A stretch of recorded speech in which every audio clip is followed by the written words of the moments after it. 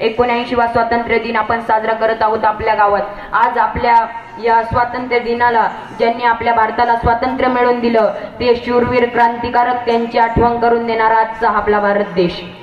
आपण आज गावात हा कार्यक्रम साजरा करतोय। आपला भारत देश मित्रांनो खूप पुढे गेला आहे।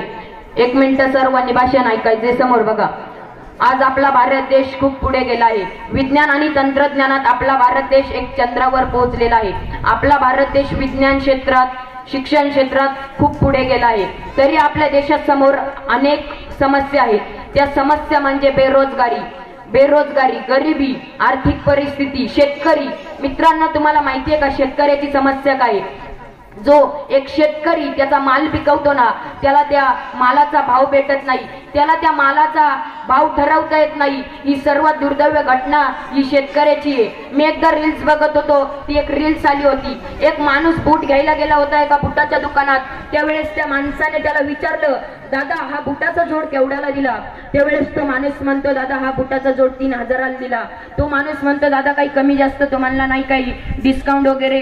दादा काही कमी नाही होणार, कारण की तो काय बाजाराचा भाजीपाला आहे का? बाजाराचा भाजीपाला आहे म्हणलं का सगळी गोष्टी होतात नाही का? पण त्या बाजारातल्या भाजीपाल्यावाल्याचं, दादांनो त्या बाजारातल्या भाजीपाल्यावाल्याचं मन एवढं मोठं असतं की तो तुम्हाला 20 रुपयाची वस्तू 10 रुपयाला सुद्धा हसत हसत देतो। फुकट त्याला जगाचा राजा किंवा जगाचा पोशिंदा म्हणत नाही।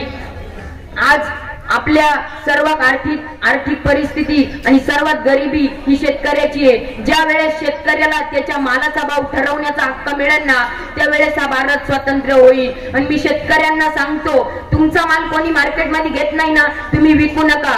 ज्याला गरज आहे तो तुमच्या घरी माल न्यायला येईल। तुम्ही एकी धरा, तुम्ही एकत्र येऊन सगळं करा।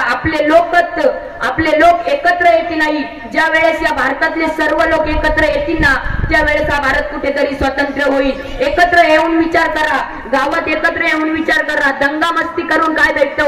मी या पार्टीचा, मी त्या पार्टीचा, मी हे करीन, मी ते करीन। आज तुम्हाला अक्षरशः सांगतो, आम्ही वरच्या शाळेत जातो, कोणती परिस्थिती आणि कोणत्या रस्त्याने जातो हे आम्हाला माहिती। त्या रस्त्यासाठी तुम्ही काहीतरी करा, गावासाठी काहीतरी करा, तुमचंच नाव मोठं होईल।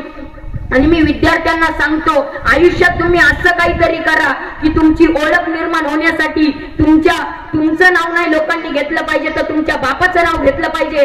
बापाच्या नावाने आपली कुठेतरी ओळख निर्माण करा आणि बापाच्या नावाने आपली कुठेतरी नाव निघल अशी निर्मिती तयार करा स्वतःमध्ये। मी आज तुमच्या पुढे जे काही समोर बोलतोय ना, ही डेअरिंग, आणि मी शिवजयंतीला सुद्धा भाषण केलं, ही माझी सर्व डेअरिंग आमचे शिक्षक श्री बाळासाहेब विश्वनाथ साने हे माझे वर्ग शिक्षक यांनी माझ्यामध्ये डेअरिंग निर्माण केली।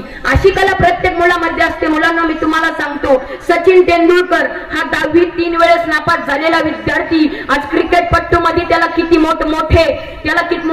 मोठे पुरस्कार मिळाले। अनेक देशांमध्ये त्याचं नाव निघतं, भारतातच नव्हे तर अनेक देशांमध्ये त्याचं नाव निघतं। का? तर त्याच्याकडे ती काहीतरी करण्याची कला असते। मित्रांनो तुम्हा प्रत्येकामध्ये काहीतरी करण्याची कला असते।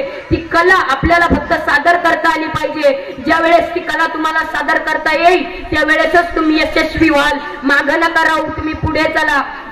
मला एवढीच बोलू इच्छितो, मी ग्रामपंचायत आणि उपसरपंच सरपंच यांच्याकडे एवढीच विनंती करतो की आपल्या गावातली दारू बंद करा। अक्षरशः तुम्हाला सांगतो, आमच्या शाळेमागे दारू विकली जाती। आज ते छोटाले मुलं पाहून तीच गोष्ट मोठ्यापणी करणारे।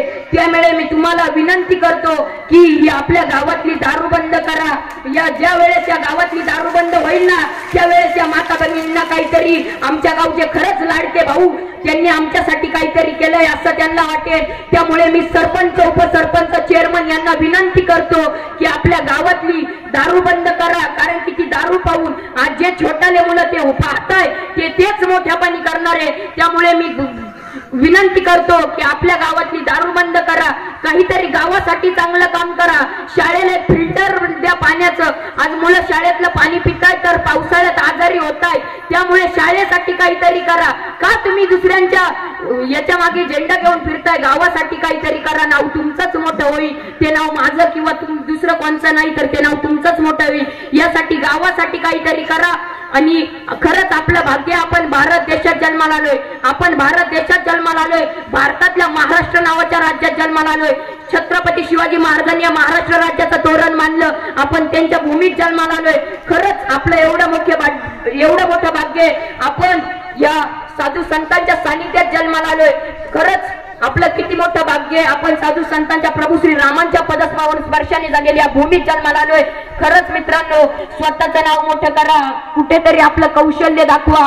एवढं बोलून मी माझं भाषण संपवतो. काही चुकलं असेल तर मला माफ करा. ते माझ्या बुद्धीचे दोष. जे चांगलं वाटेल ते तुम्हाला घ्या, जे माझं चुकलं असेल ते मला परत करा.